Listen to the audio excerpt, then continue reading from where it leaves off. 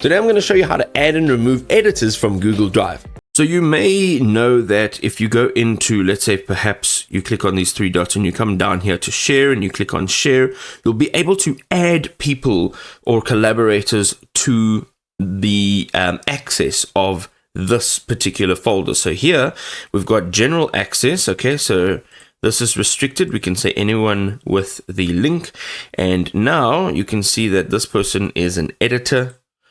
And then you can just say copy responder link, and then you can send that link to whoever you want to collaborate with. But let's say you want to remove those permissions. Well, quite simply, if you go straight back in here, you go and click on remove link. It's as simple as that. Now you will see that it's restricted. If that person accesses that link, the same link that you've sent to them previously, it will say that you've been denied access, and it will limit that. So now you won't actually be able to have access until you, as the owner of this document, give them access again.